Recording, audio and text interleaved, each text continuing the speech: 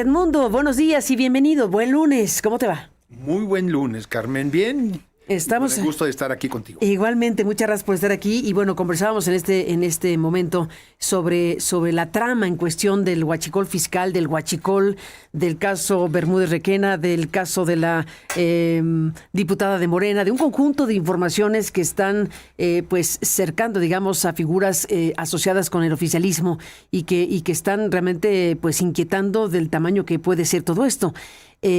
Comentábamos sobre la entrevista que sostuvimos esta mañana con Jorge Triana de Acción Nacional, que escribió este artículo el fin de semana, pues con un buen recuento de lo que se ha publicado hasta el momento de esta carpeta de investigación de la Fiscalía General de la República y poniendo su preocupación sobre quién y por qué hace posible que se conozca públicamente lo que tendría que estar en secrecía, dado que es una investigación del Ministerio Público Federal.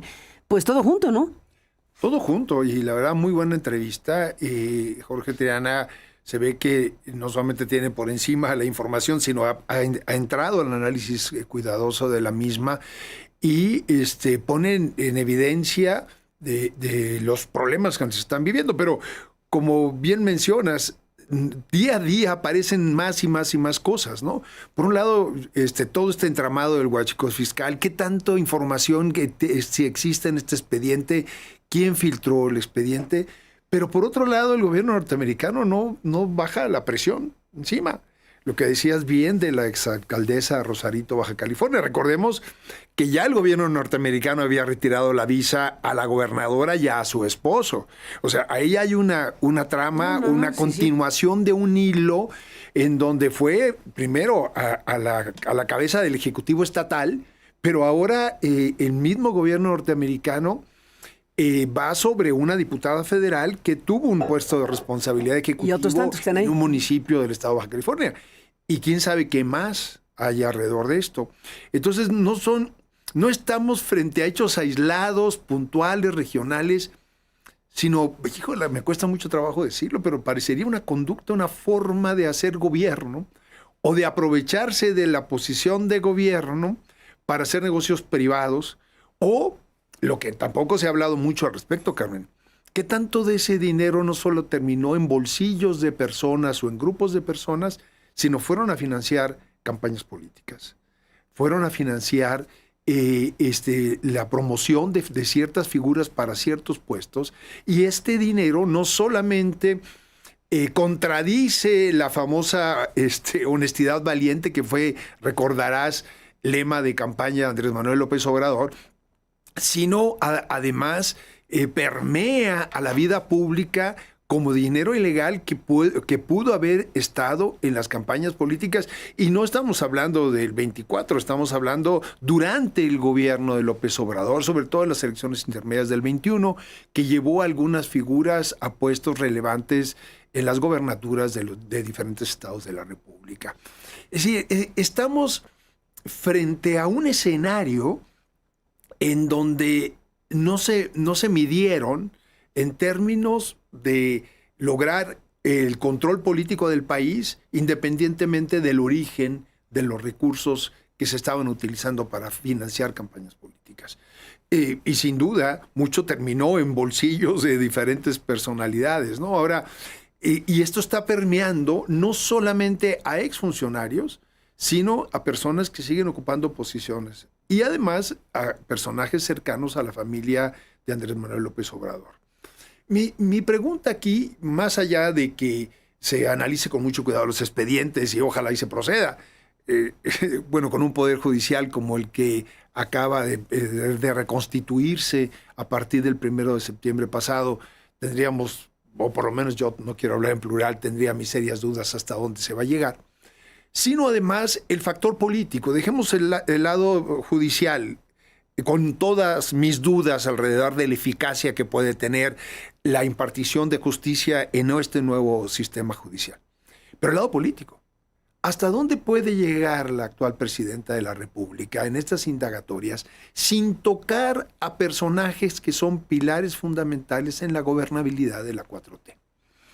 Hablamos por lo menos de uno de ellos, Adán Augusto, López, que fue gobernador, responsable de que el señor Bermúdez Requena fuera su jefe de seguridad, y eso no lo puede negar. Después, como secretario de Gobernación, que tenía la responsabilidad de velar por la política interior del país y la coordinación con las fuerzas de seguridad a los diferentes niveles, no vio eso que sucedía en su propio estado.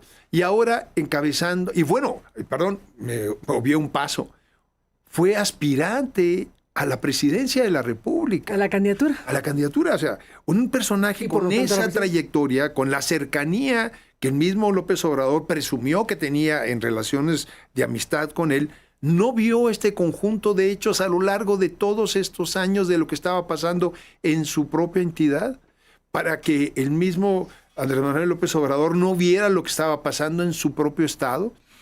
Parece como que preguntas que tendrían una respuesta del sentido común. Obviamente, como el mismo López Obrador lo dijo en su momento, el presidente de la República tiene información por todos lados y no tuvo información al respecto de eso en su terruño. Me parece difícil que la respuesta sea no.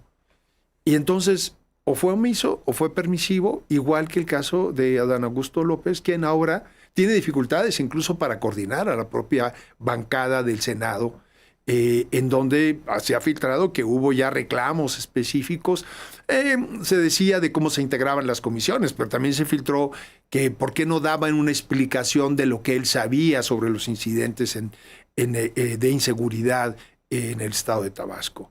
Es decir, entonces, vuelvo al punto. ¿Hasta dónde va a llegar esto sin que afecte a pilares fundamentales de la coordinación en la operación sobre el cual sustentó López Obrador la continuidad del gobierno de la 4T? O se está reconfigurando el grupo en el poder al grado tal que estos personajes empiezan a desplazarse de las posiciones de influencia que tienen. No sé, yo no tengo elementos para eso. Pero creo que son preguntas pertinentes que tenemos que hacernos más allá del anecdotario y el morbo que podría generar, que tienen que ver con la vida pública, que tienen que ver con la conducción de la vida pública. Yo digo en el artículo que publico el día de hoy en El Financiero, si dejáramos de lado esto, por salud pública, que se avance todo lo que se quiera, porque hay que depurar esto. No podemos acostumbrarnos a que el modus operandi va a ser la corrupción y la impunidad. El que no tranza no avanza, se decía hace unas décadas atrás. Era parte de la cultura nacional, decíamos. Y pensábamos que habíamos ido caminando ya en un sentido de ir construyendo instituciones para ir atajando esto. No quiero decir que todo haya sido impoluto, no, de ninguna manera. Muchísimas cosas que hacer al respecto.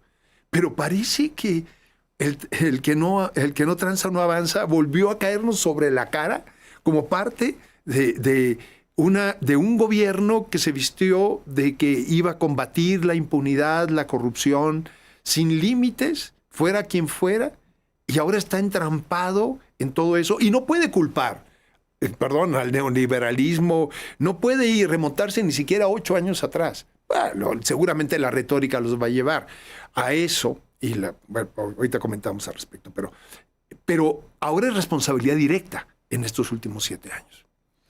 Y llama la atención, Carmen, para ir contestando estas preguntas, los dichos de la presidenta de la República. Acaba de estar este fin de semana en su recorrido por el país dando cuentas en Tabasco, justamente.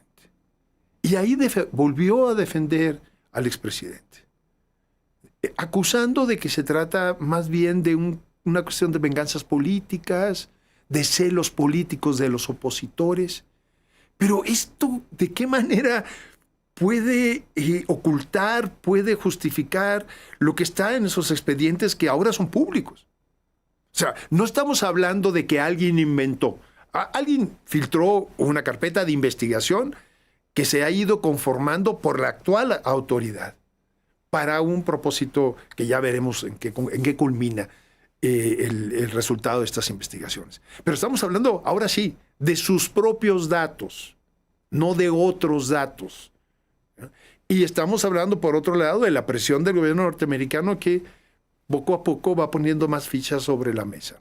Entonces tenemos un problema de una presión externa que no se queda solamente en el dicho, sino aporta elementos, toma acciones unilaterales, el retiro de las visas, el señalamiento sobre esta ahora diputada federal de Morena, la solicitud de que le remitan 59 presos mexicanos y los juzgue allá, etcétera, etcétera. Y por otro lado, las presiones internas en donde empieza a filtrarse toda esta información que no debería filtrarse, debería ser de alguna manera pública o bajo el cuidado del debido proceso, de todos modos irse ventilando esto, que insisto, por salud pública debería ventilarse abiertamente. Pero el tema aquí es el tema voy a utilizar un concepto clásico de la gobernabilidad. ¿Hasta dónde va a llegar la presidencia? Y yo creo que en esto que está pasando, le va a su presidencia. En esto que está pasando, le va hasta el alcance de su presidencia, de lo que significa en términos de la posibilidad de hacer, de renovar, de poner un estilo a la presidencia de la República. Y me llama la atención que, por un lado, siendo ella la responsable del Ejecutivo Federal, no haya sabido de las consecuencias de estas investigaciones, y por otro lado va a Tabasco a decir, no toquen al expresidente de la República. Yo creo que ahí está la evidencia clara en los hechos de esta tensión. ¿Hasta dónde voy a llegar yo para hacerme de la presidencia de la República? Porque no basta llegar al cargo, hay que constituirse y hasta dónde esto no va de por medio la fragilidad de mi propia operación política en el país. Yo creo que esto es lo que estamos viendo, Carmen, lo que estamos viviendo, y yo creo que esta tensión interna y con presiones externas y este avance ya sobre el inicio del segundo año, ¿no? Es lo que se va a poner en juego. Y más allá de cualquier otra cosa, nos pone en juego a nosotros como sociedad. Porque a la par están corriendo muchas otras cosas. Iniciaron los foros de la reforma electoral, la ley de amparo camina, y ahí sí, Javier Corral había dicho, se abren foros de consulta para especialistas, y inmediatamente al día siguiente Adán Augusto López dice, no. ¿Quién va a ganar ahí? ¿Quién va a prevalecer? ¿Habrá o no parlamento abierto en un tema tan crítico como tan importante? Déjame aperturar una hipótesis. Yo creo que la instrucción de la presidencia de la República fue no nada de foro abierto. Lo dijo Adán Augusto. Urge esto para terminar de cerrar las herramientas que el secretario de Seguridad requiere para poder...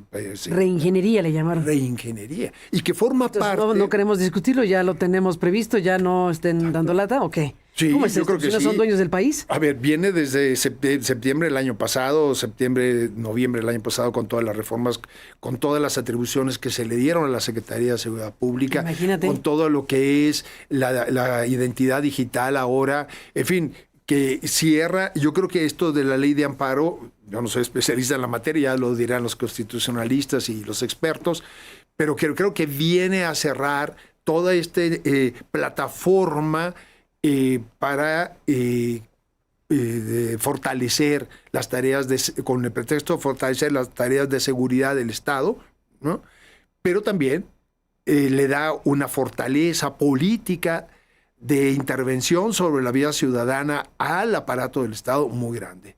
Y nos deja a los ciudadanos sin el último recurso que teníamos, si de por sí un poder judicial disminuido, pero ahora ni siquiera una herramienta para poder defendernos como ciudadanía frente a las arbitrariedades del Estado.